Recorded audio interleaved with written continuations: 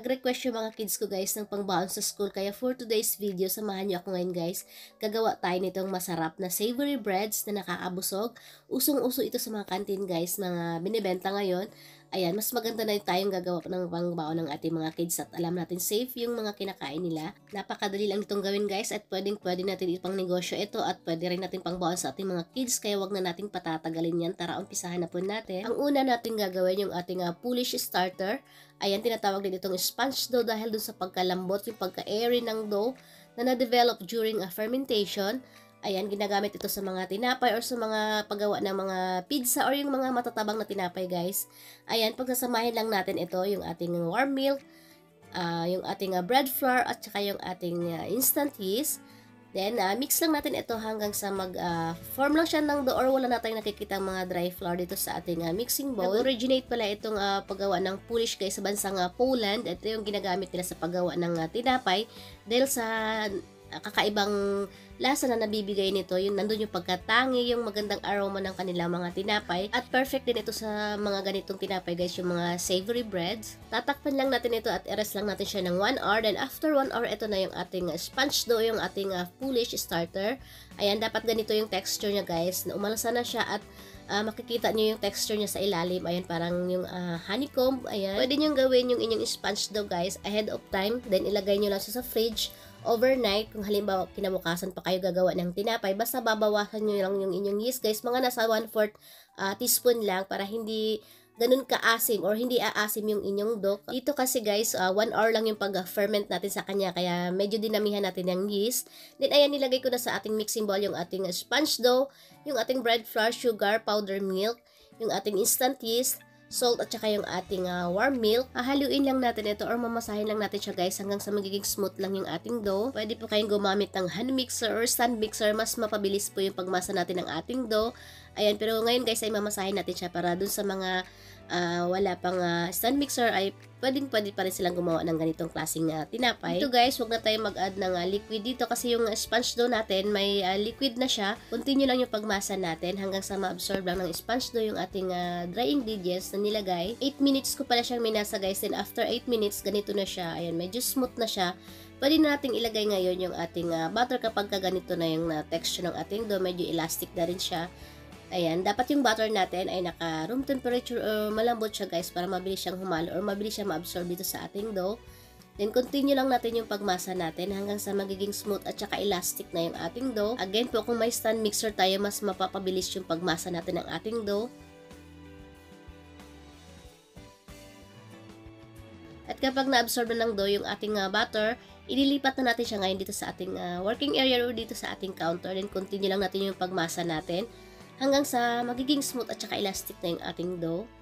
Mas mapabilis kasi yung pagmasa natin guys kapag mas malawak yung pagmamasahan natin, kasi doon sa mixing bowl medyo maliit siya, so mahirapan tayong magmasa. After 15 minutes, ito na yung ating dough guys, smooth na siya.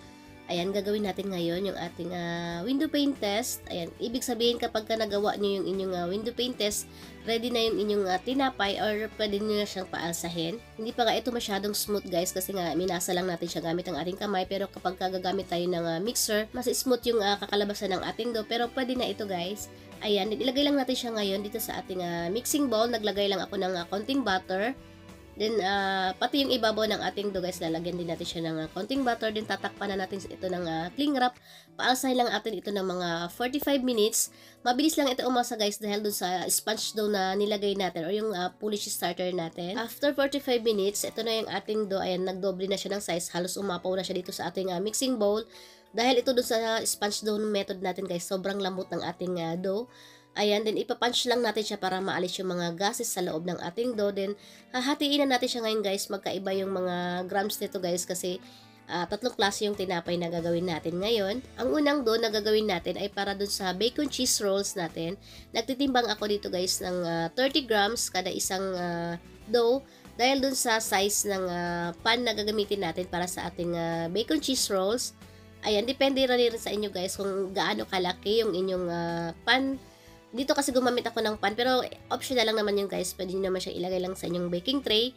Then after natin siyang mahati, i-roll lang natin siya or i-shape lang natin siya ng bilog. Same procedure lang din dun sa mga natira pa nating dough.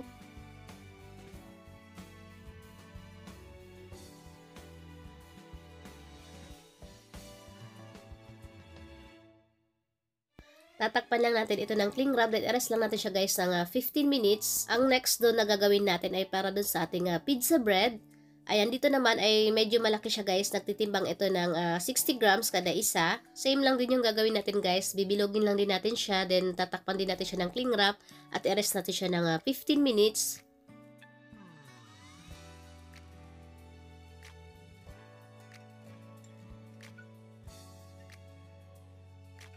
At ang pinaka-last na gagawin natin ay para dun sa ating ham and cheese.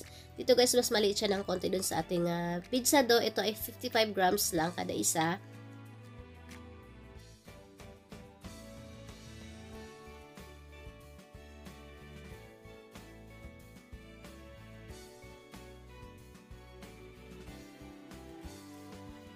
Para naman sa ating pizza bread, meron tayo ditong white onion, may corn tayo dito, may green bell pepper, may red, at saka yung ating black olives, at meron tayong pizza sauce dito.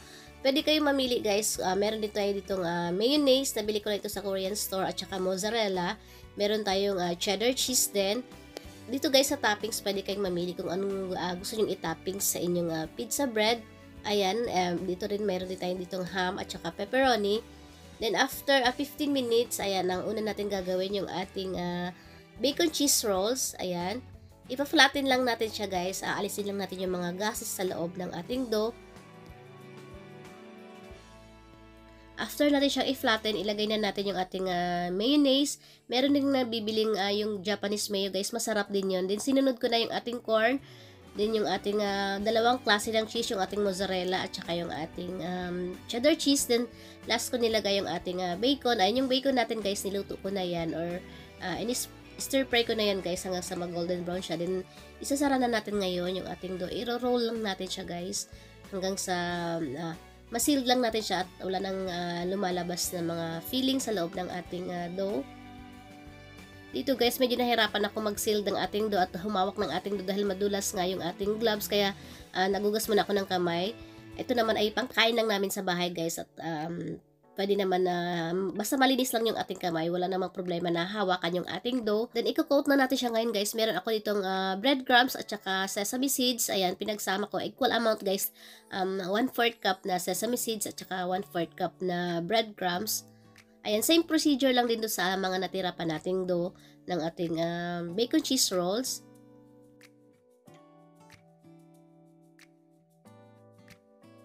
Then ito pala yung ginamit kong pan dito guys. Ito yung ginagamit ko sa aking cheese rolls.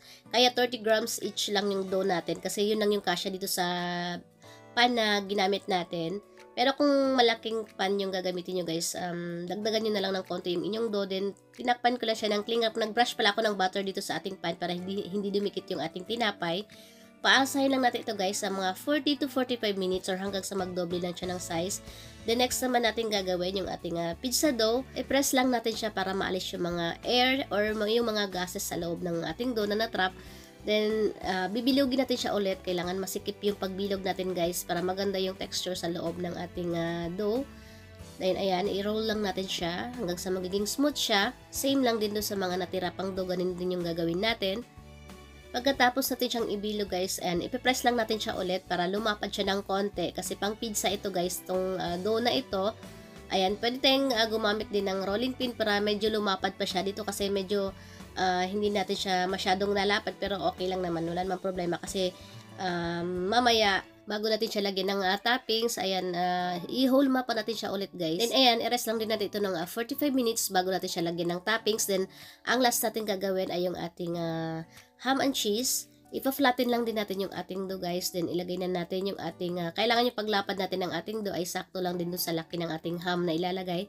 Then maganda guys kung yung magandang klase yung ham yung gagamitin natin dito. Dito kasi medyo hindi ata maganda yung ham na nabili ko kasi parang nadudurog siya guys. So kailangan na magandang klase. Pero kung pang bahay lang naman wala namang problema. At saka pang baon lang naman ito ng mga kids kaya okay lang.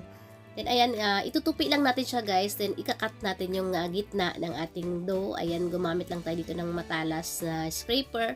Or pwede din namang gunting or knife yung gagamitin natin. Then, hatiin natin siyang ganyan. And then, same procedure lang din sa mga dough na natira.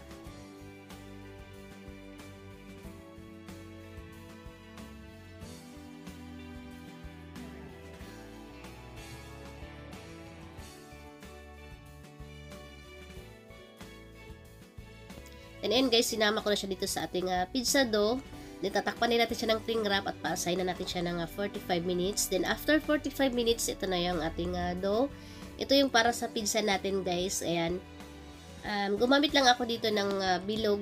Pwede kayong gumamit ng baso para i-press yung gitna para lumalim siya guys, kasi doon natin ilalagay yung kanyang toppings para hindi, parang mag-form talaga siya ng pizza. Pwede rin namang kamay lang yung gagamitin natin. Ayan, ipipress lang natin yung gitna guys. Yung gitna lang, wag yung gilid.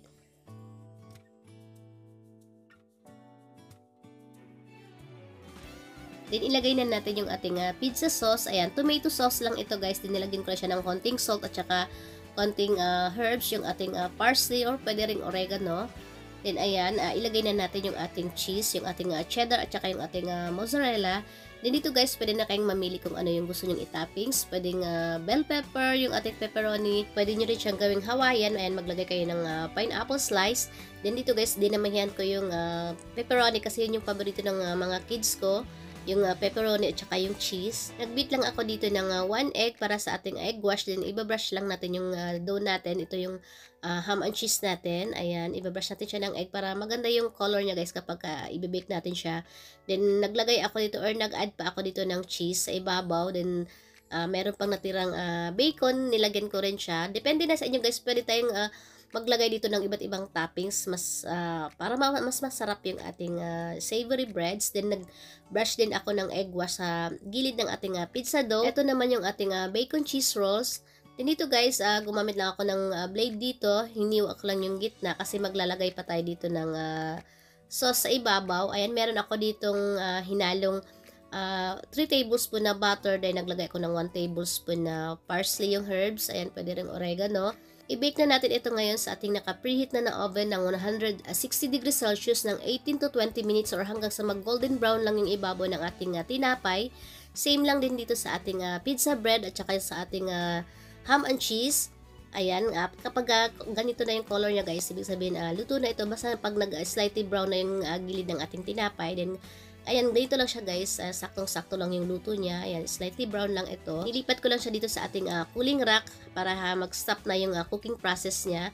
Titikman na natin siya guys habang mainit-init pa. Ang una nating titikman yung ating pizza bread. Ayan, sobrang lambot ng kanyang tinapay guys. At ibang-iba yung nabibigay na lasa nung sa ating tinapay. Yung nilagay natin na sponge dough or yung ating Polish starter. Ayan, may kakaiba talaga siyang lasa guys. Nandun yung pagkatangi, yung pagka-salty ng ating dough natin. Then perfect dun sa ginawa nating toppings, dun sa ating pizza dough. Then same lang din dito sa ating bacon cheese rolls guys. Ito yung paborito ko. Napakasarap nito guys. At napakasarap nung kanyang dough. Kahit yung dough guys, masarap siyang papakin kahit walang nilagay na palaman. Ayan, nandun yung pagka-savory talaga guys ng lasa ng ating tinapay. Then ito naman yung ating ham and cheese. Itong dough na ito guys, ayan, universal din ito. Pwede siya sa lahat ng tinapay. Pwede nyo rin siyang gawing pandesal or pwede nyo rin siyang gawing pizza dough. Basta doon na sa mga matatabang na tinapay guys. Then ito pala yung packaging guys. Nabili ko lang din siya sa Shopee. Ayan, sa Shopee ako laging bumibili guys kasi medyo mura compared doon sa mga baking store.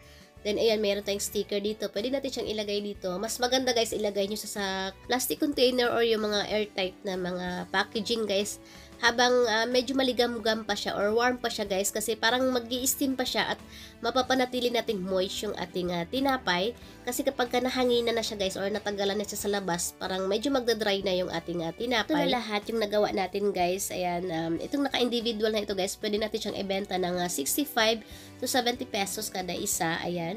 Then dito naman sa ating cheese roll na dalawahan, pwede natin siyang ibenta ng 80 to 90 pesos kada isang pack. Then ito naman yung ham and cheese natin, same lang dito sa pizza bread natin. Maganda itong ganitong packaging guys kasi ready to eat na siya. Ayan, bubuksan na lang nila.